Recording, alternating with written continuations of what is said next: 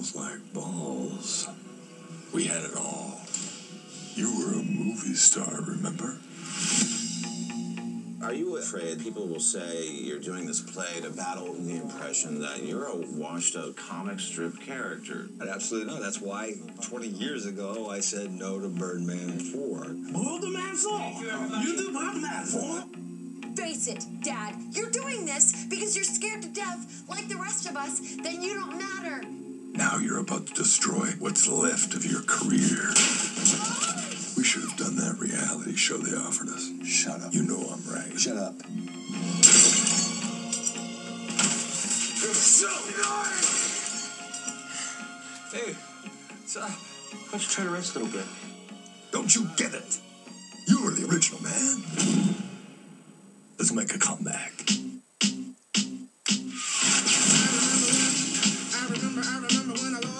You're Birdman. You are a god. Why don't you get your wings and your bird suit, man?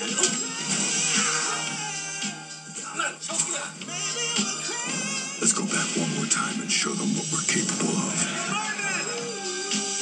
I got a chance to do something right. I gotta take it.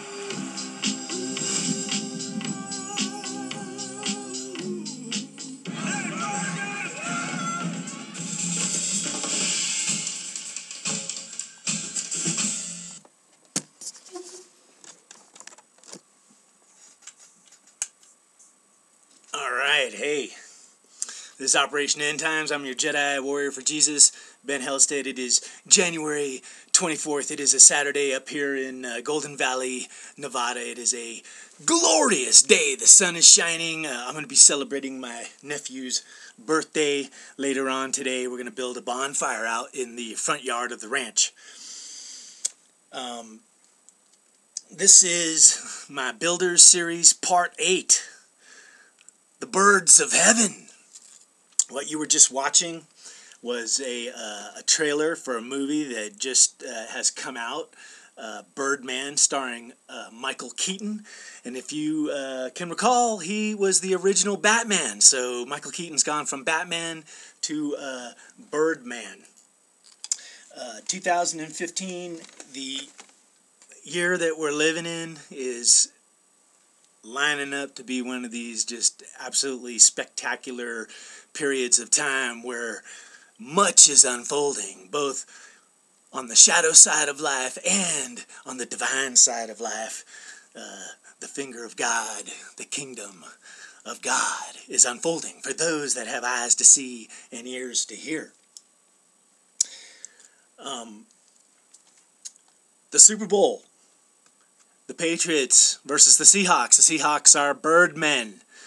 Of course, we have the Deflate Gate with the pigskins, 11 of them. And you'll notice the synchronicity. All numbers are lining up right now. And I'll throw out some numbers just to kind of show you that. I got to go quick. I only got 15 minutes here. But, entertaining the stars, he was kind of putting forth that it is a sign, a synchronization to the Bible verses where Jesus cast the demons out into the herd of pigs and they ran over the cliff. And I do believe that's part of what might be manifesting in a powerful way in 2015. Day 1335 for my Tribulation 5/15/2011 video blog was January 9th, and much happened. On the 6th, a jihad broke out in France. I think it was on the 9th. Benjamin Netanyahu called for all Israelis or Jewish people to return to the homeland, and he did that from the synagogue in France, which was, as far as end-time events, it was huge, huge. But that was day 1335 for my video blog. Here's how synchronization works for me. A lot of people lately are coming down on the Bible. And, there are people who worship the Bible. Not right. But there is a divine aspect to the Bible. And some people want to paint the Bible as just being a dark, shadowy thing. Like there's the one dude where the Bible is the mark of the beast. And he only has one eye open because he can only see the shadow. He can't see the glory. But the Bible has a divine finger in it, the finger of God. If he opens up your eyes, if the Spirit takes you into the Bible and shows you around, there's stuff that's just mind-blowing. So, as an example of it, the way it works for me is I just got done with day 1335. So, if you go into the Bible and you look up the Greek word G1335, diēgēsis, it means narration, the narrative. And that's where we're at, my friends. There's a story being told. And the question is, what story are you hearing? Which story are you reading? Which story are you aware of? What is real to you? But Jesus Christ is the master architect, the builder and maker and creator of all there is. And he has a story that's unfolding. G1334 is used 8 times in 8 verses. That's the 88s. This is part 8 of the Builders series. But it's a similar word to G1335, but it means to tell, to declare, to show. The root is G2233, which means to lead, to carry on the narration. That's where we're at, my friends, is in the kingdom of God, in the final end time events. The story is about to unfold, and the narration, I think it's being kind of handed off to the end time saints. It's time for us to narrate and to lead, to move the story forward. H1335 in the Old Testament is the word Bether. It's used 3 times in 3 verses, and 3 is crucial as well. Part 3, but Bether means to part, to piece, to cut in half for sacrifice, to divide. And, once again, that's what's happening possibly this year, is dividing the goats from the sheep, the good from the bad. And that's why it's important on where you stand and what you believe in. Do you have a firm foundation? Do you have legs to stand on? But once again, that's an example of the synchronicity. But when it comes to the dividing, Abraham divided up the calves and the goats, but he did not divide the birds. And that's again what we're talking about, is the birds of heaven. Birds in the Bible represent people that are spiritual, both good and bad. And there's Ezekiel 17, where it puts forth a riddle, a parable by God, talking about 2 great eagles. And I think that's what's coming into play, is because even in Daniel, Michael made war with the dragon, and those are the birds of heaven engaging each other. Some birds are going down, the fallen, some birds are going up. But in Ezekiel 17, where you hear about these 2 great eagles, the first eagle is described as a mighty eagle with huge wings and strong feathers. And when you look up that word for the strong feather, it's the Hebrew H83, eber, or aver, and it means the pinion wing. And with a bird, birds have feathers all over them, but the pinion feathers are the strongest feathers on the bird, and without those pinion feathers, the bird can't fly. You can pluck some of the other feathers off the bird, and they can still fly, but if you take away the pinion feathers, the bird is not going to fly. But when you look at the 3 verses, 3 times that the pinion feather is used, a very powerful verse is Isaiah 40, verse 31.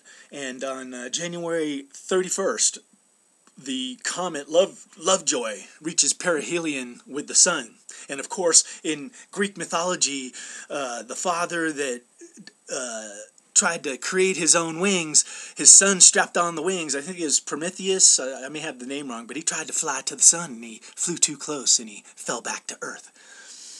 But in Isaiah 40, verse 31, it says, "But they that wait upon the Lord," and those that wait upon the Lord, Daniel 12:12 says, "Blessed is he who waiteth on the Lord to the 1335th day."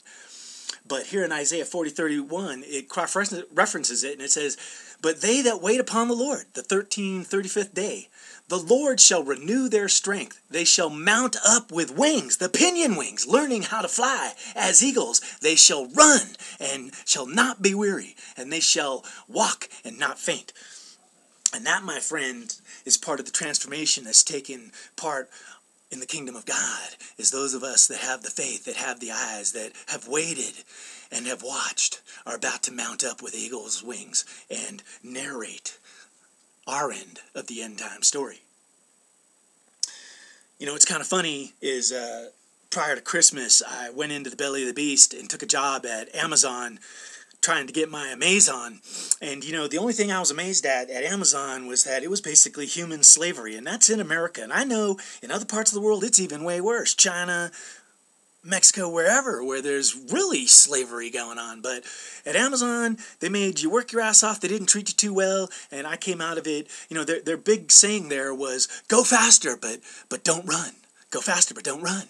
But, you know, see, the end time saints, when we mount up with wings of eagles, we shall run with great energy. And, you know, we've talked about it before. You know, when you get to the end of the race, that's the time to run the hardest to win the race.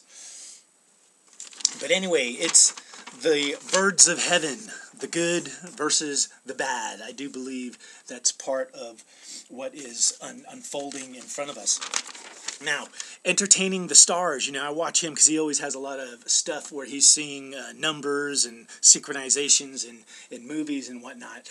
But in his video today, he talks about the year 1582, which is very interesting because that's when the Julian calendar switched over to the Gregorian calendar. And, you know, in this end time period, you know, times and half a time itself ceases to exist. And in 1582, time changed from one kind of calendar to another, tracking it.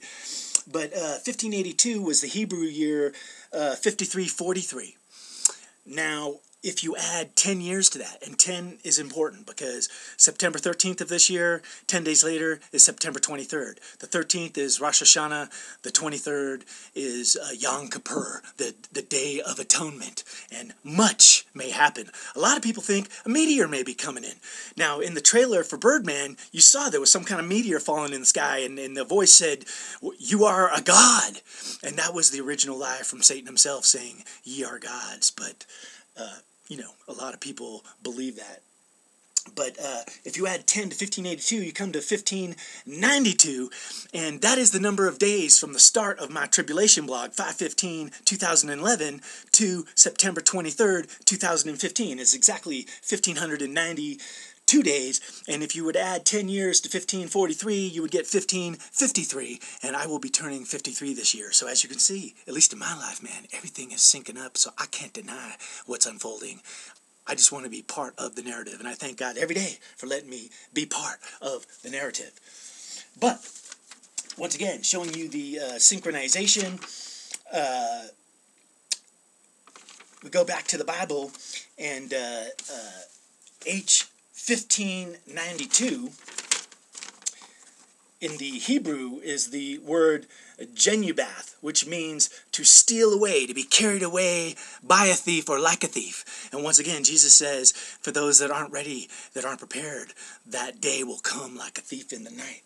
And G1592 is the word ekimeterio, which means to mock, to deride, to snub, to sneer, to scoff. And every time you see it being used in the New Testament, it is the Pharisees or non-believers laughing and scoffing at Jesus Christ himself. And, you know, just like Job, people were mocking and scoffing him. We're in that time period. Those that don't have their eyes open, that's what they're going to do, is mocking and scoffing. All right. I'm going to wrap this one up. I will be doing a part 9.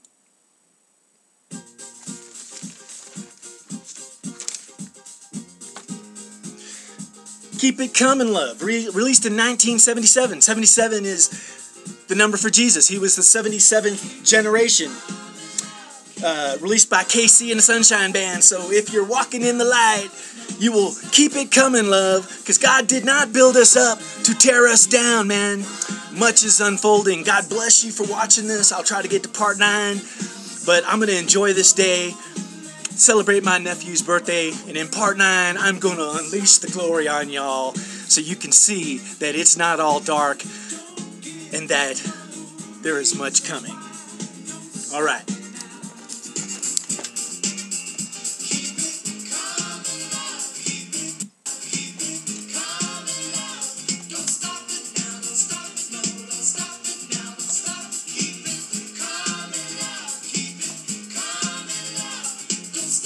Keep it coming, baby. Look at that band. They're all in their white robes, man. Just like the End Time Saints. Do tear me down.